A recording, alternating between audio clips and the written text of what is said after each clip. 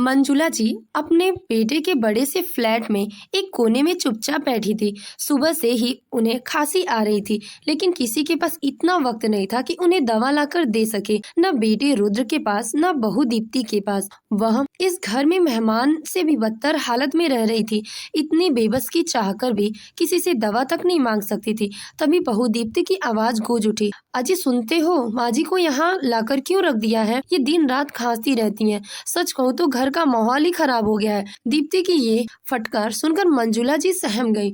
डर के मारे उन्होंने अपनी साड़ी के पल्लू से मुंह ढककर खांसी को रोकने की कोशिश की, जैसे उनकी खांसी ही उनके अस्तित्व की सबसे बड़ी गलती हो। उसी वक्त रुद्र वहां आ गया। उसने माँ की ओर देखा और शांत स्वर में कहा, देखो माँ, वैसे भी आप दिन भर कोने में पड़ी रहती है और आपकी उम्र भी अब हो चली है, तो अकेले तो रह नहीं सकती हो। इसलिए मैंने सोचा कि अब आपको वृद्धा आश्रम भेज दिया जाए।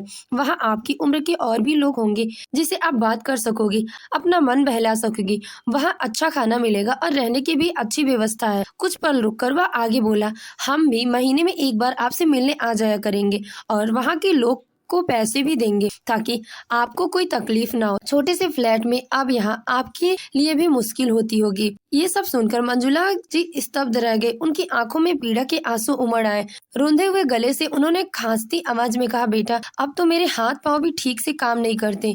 अब तो शायद मैं कुछ ही दिनों की मेहमान हूँ। मुझे अपना बुढ़ापा तुम लोगों के बीच में बिताना है। मैं चाहती हूँ कि जब मेरी आखिरी सांस आए तो मेरे अपने बेटे के सामने आखिर बार आंखें बंद करूं और अगले जन्म में जब आंखें खोलूं तो तुम्हारा ही चेहरा दिखे। मुझे कहीं मत भेजो बेटा, मैं कहीं नहीं जाना चाहती। लेकिन ये सुनने के बाद भी रुद्र माँ की भावनाओं की परवाह किए बिना कठोर स्वर में कहा, मैं पूछ नहीं रहा माँ, बता रहा हूँ। ये सुनकर मंजुला जी की आंखें से टप टप आंसू बहने लगे। उनका गला भर आया, लेकिन फिर भी उन्होंने हिम्मत जुटाकर कहा, तो बेटा, कम से कम मुझे हमारे पुश्तैनी घर पर छोड़ दो। मैं वहाँ किसी नौकर को रख लूंगी, घर के कुछ कमरे किराए पर दे दूंगी, उसी से गुजारा कर लूंगी। मैं किसी पर बोझ नहीं बनूंगी।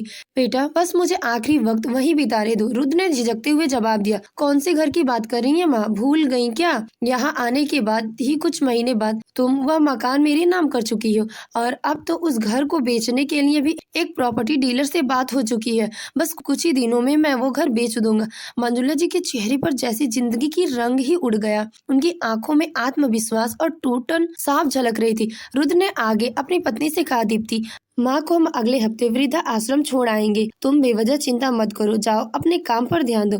दीप्ति ने बिना कुछ कहे सिर हिलाया और वहाँ से चली गई। यह सब सुनकर मंजुला जी डर के मारे थर थर कांपने लगी। उनकी उम्र 75 साल की हो चुकी थी, लेकिन उनको कोई गंभीर बीमारी नहीं थी। बस हाथ पाँव थोड़े कमजोर हो गए थे, जिससे चलने फिरने में थोड़ी तकलीफ होती थी। लेकिन बेटे रुद्र के इस धोखे ने उन्हें भीतर से तोड़ दिया था। जिस बेटे पर उन्होंने आंखें मूंदकर विश्वास किया, उसी ने उन्हें बेघर कर दिया। उस दिन से पूरे दिन मंजुला जी ने न तो कुछ खाया, न ही कुछ पानी पिया। वह चुपचाप अपने कमरे के कोने में बैठ गई। शाम को अचानक उनकी बेटी निधि उनके से मिलने आई। बेटी को देखते ही मंजुला जी की आंखों से आंसू की धार बहने लगी। निधि घबरा गई और पास आकर बोली, अरे माँ, आप रो क्यों रही हैं? क्या हुआ? मंजुला जी ने रोते रोते सारी बात बेटी को बता दी। वह माँ जिसने कभी अपनी बेटी को बहुत ज्यादा स्नेह नहीं दिया, क्योंकि उसके मन में हमेशा ये भावना थी कि बेटियां तो पराई होती हैं, एक दिन ससुराल चले जाएंगे। आज उसी बेटी के कंधे पर सिर रखकर ऐसे रो रही है जैसे कोई बच्ची अपने माँ की गोद में सिर रखकर रोती है। निधि ने माँ को गले लगाते हुए उदास होकर कहा, माँ, आज आपका जन्मदिन है, इसीलिए मैं आपसे मिलने आई हूँ थी। मुझे क्या पता कि आपके साथ इतना बड़ा अन्याय हो रहा। मंजुला जी ने हैरानी से निधि का चेहरा देखा। उन्हें तो खुद भी याद नहीं था कि आज उनका जन्मदिन है, लेकिन बेटी को सब कुछ याद था। निधि की आंखों में आंसू थे पर स्वर में आग थी। माँ, भैया ने आपके साथ बहुत गलत किया है। इतने में रुद्र भी वहाँ आधम का। वह गुस्से से भरा हुआ बोला, अरे वाह, तुम अब माँ बेटी मिलकर मेरी क्या बुराई कर रही हैं? निधि भी अब चुप नहीं रही। वह तीखे स्वर में बोली, भैया, आपने माँ से धोखा से पुश्तैनी हवेली अपने नाम कैसे करवा ली? रुद्र व्यंग से मुस्कुराते हुए बोला, सुनो निधि, पिछले 4 साल से माँ की देखभाल कर रहा हूँ, उनका खर्चा उठा रहा हूँ, तो उस घर पर मेरा ही हक है और तुम बीच में बोलने वाली कौन होती हो? फिर वह क्रूरता से बोला, अगर तुम्हें माँ की इतनी ही चिंता है तो चलो एक समझौता करते हैं, वो 20 करोड़ का बंगला मैं रख लेता हूँ और माँ की सेवा तुम कर लो, नहीं तो उन्हें वृद्धा आश्रम भेज देते हैं। फालतू में बुढ़ापे में इनका बोझ कौन उठाएगा। ये सब सुनकर निधि ने माँ की ओर देखा और शांत लेकिन दृढ़ स्वर में कहा, माँ भैया की बात पर ध्यान मत दो, अगर इन्हें तुम्हारी परवाह नहीं है तो क्या हुआ, तुम मेरे साथ चलो। भले ही भैया तुम्हें ताने मार रहे हो, लेकिन मैं अपना फर्ज निभाने से कभी पीछे नहीं हटूंगी। जब तक मेरे पति हैं तुम्हारे लिए मेरे घर में जगह है, वो भी सम्मान के साथ। ये सुनकर रुद्र गुस्से में तिलमिलाते हुए जवाब दिया, हाँ तो ले जाओ इन्हें, बड़े शौक से अपने साथ रखो, मुझे कोई फर्क नहीं पड़ता। वैसे भी ये यहाँ रहें या कहीं और, किसी काम की तो है नहीं। रुद्र के इन कठोर शब्दों ने कमरे का सन्नाटा और गहरा कर दिया। निधि की आंखें भर आई, वह रूधे गले से बोली, माँ अभी क्या तुम्हें अपने बेटे से मोह है? क्या अब भी उनके मुंह से निकली ये बातें तुम्हारे लिए सहनी है, या अब मेरे साथ चलने का फैसला लोगी? मंजुला जी कुछ कहने की स्थिति में नहीं थी, उनका गला भर आया और आंखों से लगातार आंसू बह रहे थे। पूरे जीवन उन्होंने अपनी बेटे को भगवान से कम नहीं समझा था। उन्हें यकीन था कि उनका बेटा ही उनके बुढ़ापे का सहारा बनेगा और उनकी सेवा करेगा। ये सोचकर मंजुला जी ने हमेशा अपने बेटे को ज्यादा प्यार दिया था। उन्हें लगा था कि बेटी को तो एक दिन ससुराल जाना होगा और उसे विदाई के साथ ही उनका कर्तव्य पूरा हो जाता है। कन्यादान के समय जो कुछ भी दिया वही उसके हिस्से से काफी था, लेकिन उन्हें क्या पता था कि जीवन के अंत में वही सोच एक दिन उन्हें पछतावा देगी। अब जब हालात ऐसे बने कि उनका बेटा उन्हें वृद्धा आश्रम भेजने को कह रहा था, तब उनकी दुनिया ही उजड़ गई थी। ऐसे में जब उनकी बेटी निधि ने अपने साथ रखने के लिए आई तो मंजुला जी का गला भर आया, आंखों से आंसू निकलने और कांपती आवाज में उन्होंने कहा, बेटी मैं जानती हूँ कि तुम मुझे बहुत प्यार करती है, तभी मुझे अपने साथ रखना चाहती है, लेकिन अब मेरे पास ऐसा कुछ नहीं बचा है जिसे मैं तुम्हें दे सकूं। मैंने तो सब कुछ अपने बेटे के नाम कर दिया है, मैं किस मुंह से तेरे पास जाऊं?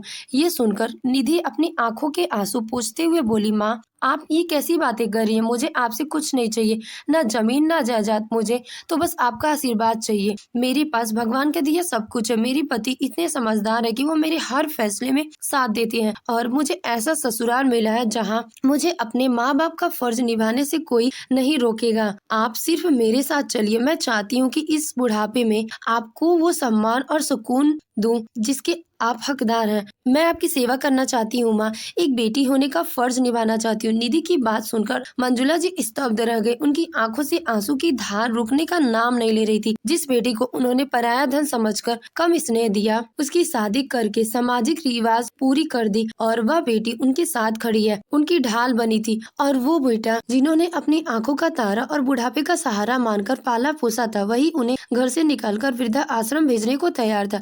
मंजुला जी की आंखों में पछतावा था। और ये जरूरी नहीं कि हर बेटा नालायक होता है और हर बेटी अपने माँ बाप की सेवा करे। यह सब बच्चों का व्यवहार और उनकी सोच पर निर्भर करता है।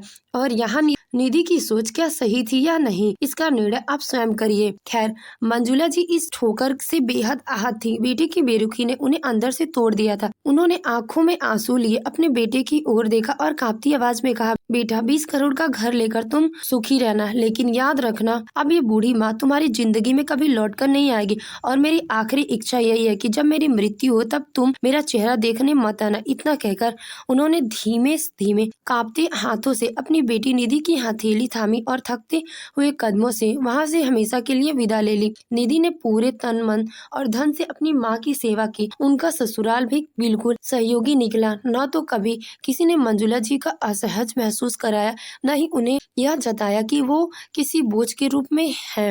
निधि के पति ने उन्हें अपनी माँ जैसी ही मान सम्मान दिया। मंजुला जी ने अपनी बाकी की जिंदगी बेटी और दामाद के साथ सुकून और सम्मान के साथ बिताई। 5 साल तक भी हंसी खुशी वहाँ रही। बेशक बेटे के दिए गए जख्म उन्हें कभी कभी भीतर से कुरेदते थे, उनकी याद भी आती थी, लेकिन निधि और उनके परिवार का प्यार उन घावों पर मरहम का काम करता था। आखिरी समय में मंजुला जी ने चैन की नींद ली। उन्होंने बेटी के स्नेह और सेवा में अपने जीवन का सच्चा सुख पाया और निधि के मन में भी संतोष था कि वह अपने जीवन की इस सबसे महत्वपूर्ण जिम्मेदारी को निभा पाई। एक बेटी होकर माँ की सेवा कर पाई। आई। समय के पंख लग गए। साल 10 साल बीतते चले गए।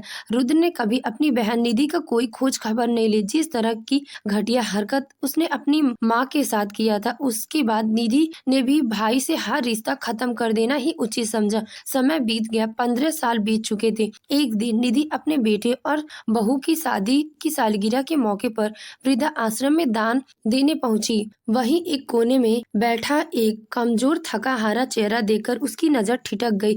वह रुद्र था। निधि ने हैरानी से उसकी ओर देखा और रुद्र उसे देखते ही फूट फूट कर रो पड़ा। उसकी आंखों में पछतावे के आंसू थे। वह कांपती आवाज में बोला, मुझे माफ कर दे बहन, मैं माँ के साथ जो किया है उसका दर्द आज मैं खुद ही जी रहा हूँ। जिस घर के लिए मैंने माँ को धोखा दिया, उसी घर के लिए आज मेरा अपना बेटा मुझे छोड़ गया। माँ के त्याग को मैं कभी समझ नहीं पाया, लेकिन आज वही कहानी मेरे साथ दोहराई गई है।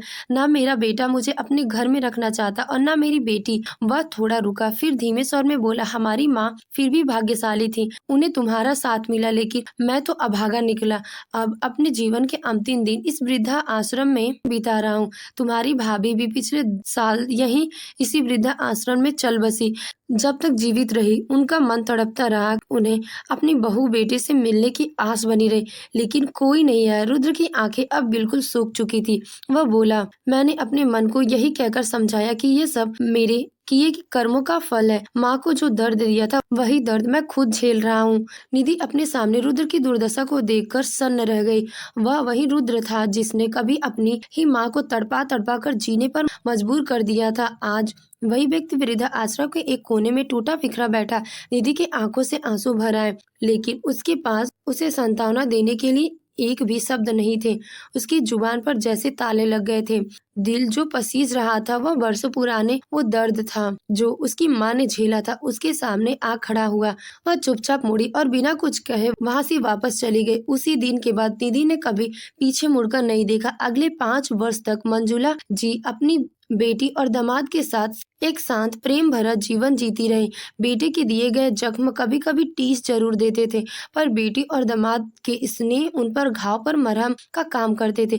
अपने जीवन के अंतिम समय में वह संतोष और सुकून के साथ इस दुनिया से विदा हुई। लेकिन आज वर्षों बाद वृद्धा आश्रम में रुद्र को इस हालत में देखकर निधि भीतर से हिल गई। उसकी आंखों में एक अजीब सी उदासी और सोच की लहर थी। वह मनी मन सोचने लगी, इंसान जब तक ताकतवर होता तब तक जवानी साथ देती है। वो बेलगाम घोड़े की तरह दौड़ता चला जाता है, लेकिन जब वक्त करवट लेता है तो वही इंसान अपने किए हुए कर्मों के बोझ तले दब जाता है। तब उसे न रुतबा बचाता है न रिश्ते। जो बोया है वही एक दिन काटना पड़ता है। दोस्तों, चाहे बेटा हो या बेटी, हर किसी को फर्ज बनता है कि वो अपने माता पिता और बुजुर्गों की देखभाल करे, ठीक वैसे ही जैसे निधि ने की, क्योंकि एक न एक दिन हम सभी को भी उसी उम्र से गुजरना है जहाँ हम दूसरों को सहारे की जरूरत महसूस करेंगे। बुजुर्गों के लिए उनके बच्चे ही सबसे बड़ा सहारा होते हैं, इसीलिए हम अपने माँ बाप की सेवा और देखभाल पूरे दिल से करनी चाहिए। याद रखिए, आज आप उनके साथ है, कल वो आपके साथ नहीं होंगे, लेकिन उनका आशीर्वाद जीवन भर आपके साथ चलेगा। दोस्तों, अगर आपको हमारी कहानी पसंद आई हो तो वीडियो को लाइक करें और हमारे चैनल को सब्सक्राइब करें। धन्यवाद।